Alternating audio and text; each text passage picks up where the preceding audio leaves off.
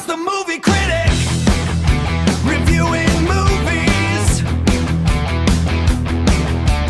Horror, comedy, drama, suspension, and so much more. Horror, comedy, drama, suspense, action, and so much more. Hey everybody, Russ the Movie Critic is back again, and in this video I'm going to watch Bride of Re-Animator from 1991. It's a sequel to a movie I watched recently on this channel called Re-Animator from 1985. That movie stars Jeffrey Combs as Herbert West, who is a medical student that invents a green serum that brings dead tissue back to life. So he resurrects dead cats, dead people, dead limbs, dead, bodies without the heads on them. Watch my previous review. You'll know what I'm talking about. It's a fun movie. It really is. It's a dark comedy, but it's entertaining, especially the last 30 minutes. I'm so sad that it took me 40 years to finally watch it. It's a cult classic from the 80s, and it took me so long to see it, but I finally did it, and I'm happy I did. So this movie I'm watching, Bride of Re-Animator, is the sequel. I guess it came out 6 years later, 1991. So a little time has passed since the original. And at the end of the original movie, Herbert West's friend Dan, he had a girlfriend named Megan. Megan died at the end of the movie, and Dan brought her back to life with the serum. But then we don't see what happens after that. The movie ends. So I'm guessing, well, I would have guessed that Bride of Re-Animator is about Megan coming back to life and what happens with that. But I saw an interview, I guess it was a couple years ago at least, with Barbara Crampton, who played Megan. And she explained that she wasn't in the second movie, Bride of Re-Animator, basically because the director of the first movie wasn't directing the second movie, and the idea or the script that I'm paraphrasing, but she basically said something like the original idea that the director had for the second movie wasn't used, and that idea involved bringing Megan back, Barbara Crampton. But they went the producers, I guess, went with a different idea, different script, different director. So Megan and Barbara, who played by Barbara Crampton, doesn't come back in the second movie. So it's a totally new love interest that's resurrected, uh, which is kind of disappointing because I really like Barbara Crampton in the first movie. She got to see her nude a lot, and which is always fun. I don't mind seeing beautiful women naked. And it would have made sense for her to be the bride because you see her being resurrected at the end of the first movie. So of course she should have been the bride of Re-Animator. But since she's not going to be in the second movie, this movie, I'm wondering who the bride is going to be. Just some new character they invent? It already sounds cheesy, but I'm curious to see this movie. I had a lot of fun with the first movie. I'm sure the sequel isn't going to live up to the original, but a lot of people say they still liked Bride of Re-Animator. And there's also another sequel after this called Beyond Re-Animator, which some people like, some people don't. But it seems to me that a lot of people who like the original at least like Bride of Re-Animator as well. So I have some high hopes for going into this movie. And what's interesting is I had a lot of trouble finding Bride of Re-Animator because I couldn't find it on any streaming platforms. I had to search around for the DVD, and every direct DVD of Bride of Re-Animator is like $30 or $40. Like, what the heck is going on there? But I did find a horror collection DVD that I got for like $15. Now, I didn't like spending that much, but it's a pack that comes with 6 horror movies. Let me hold it up. 6 horror movies, and 2 of those movies are Bride of Re-Animator and Beyond Re-Animator. So I get those 2 movies in this pack, and then you also have Return of the Living Dead 3, Return of the Living Dead Necropolis, Night of the Living Dead 3D, 2D version. Night of the Living Dead 3D, and then underneath 2D version. So I guess it's not 3D. I don't know.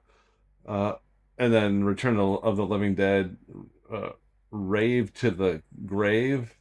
Oh, that's creative. God, how many Return of the Living Dead movies are there? I didn't even realize there were so many. I thought after three they stopped. Apparently, there's like maybe six or seven Return of the Living Dead movies. I don't know. I gotta check those out. But for now, I'm gonna stick to Re-Animator, Bride of Re-Animator. I'm hopeful that it's gonna be good. Now, before I start, I just want to say that I'm gonna try to make these videos a little more interesting. My channel, I'm not getting the views, dude. I get the views on the short videos that I do, but not on the long videos.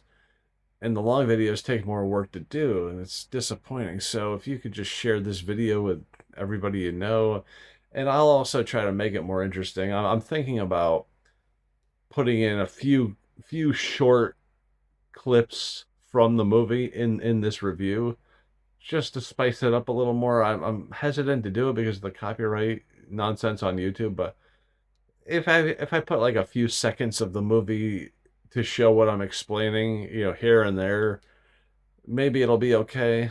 I think it will. I mean, it's certainly fair use, so just have a few seconds of the movie showing while I'm explaining something. So I don't think that'll be a problem. All right, I've talked enough. Let's get on with this. Bride of Re-Animator. Here we go. All right, I just watched Bride of Re-Animator. And by the way, in this review, I'm not going to split it up into 30-minute segments like I usually do in my other reviews. I just figured watch the whole thing and then review the whole thing. Maybe you guys will appreciate shorter videos, so I'm going to try this out. So, yeah, Bride of Re-Animator. What can I say about it? Was it as good as the first movie? No. I felt this one was a little bit slower. It didn't have as much reanimation in it. I felt like the first movie they did a lot more reanimating of dead tissue, and there were a lot more like gory fight scenes and stuff like that. In this one, there wasn't too much resurrections or anything. But basically, what was different about this movie was that okay, so it's supposed to take place months after the first movie, even though it's like 5 years after the first movie, but it's supposed to take place months after the first movie, and so we see Dan and Herbert as like combat medics in Peru. There's like a civil war in Peru, and they're the combat medics there. I guess it's part of their like university training. Their what do they call it, residency or whatever. I don't know what it's called. But yeah, so they're there as medics and resurrecting dead soldiers.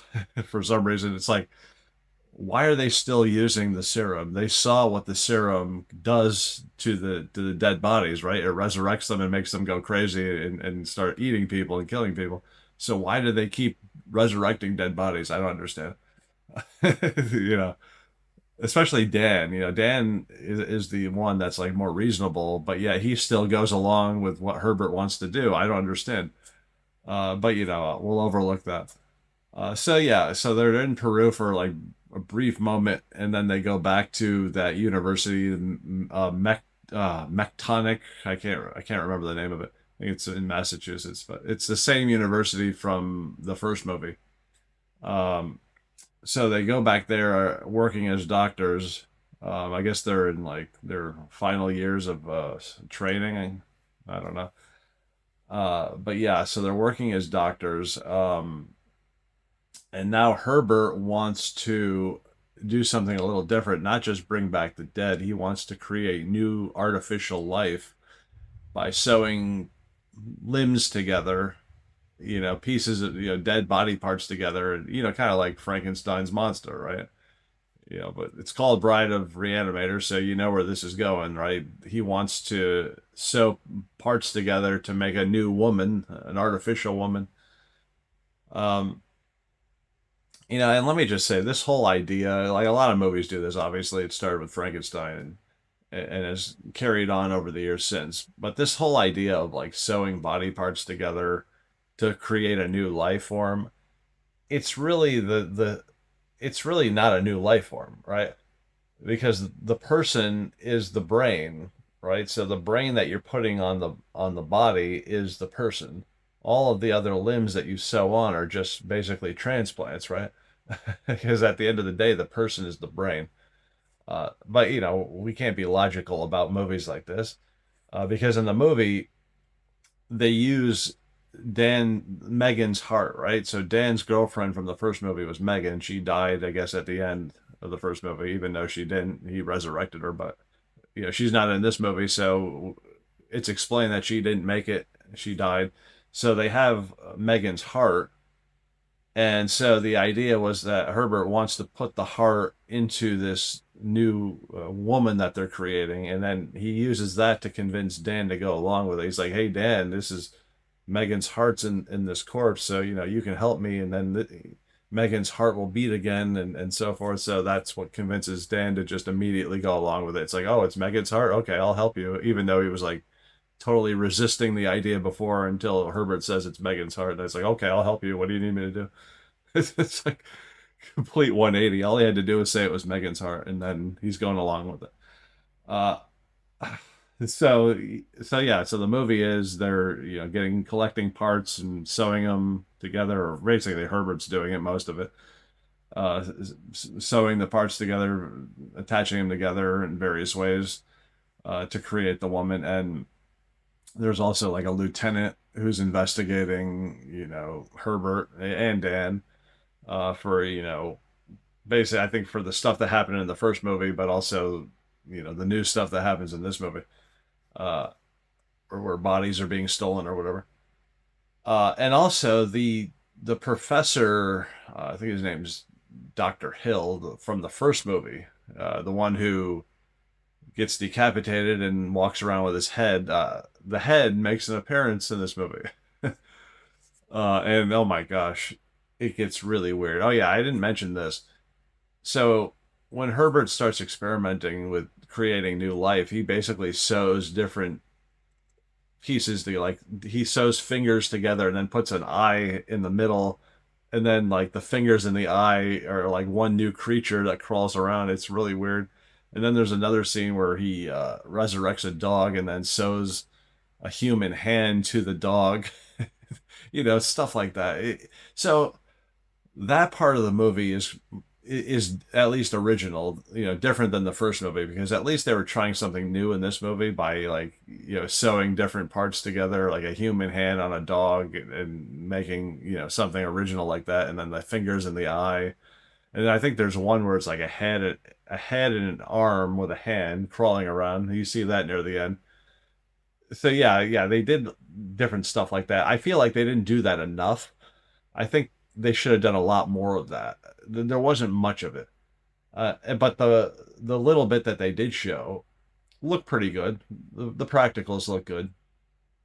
Almost as good as the original. Not quite as much, but they look really good. And there's also a scene with a bat that was resurrected that looked really good. Oh yeah, speaking of the bat, I know I'm jumping ahead here, but basically what happens is there's a Dr. Graves who sews the bat wings onto the head of Dr. Hill. And Dr. Hill's head is flying around with bat wings. That's like the highlight of this movie is Dr. Hill with bat wings flying around.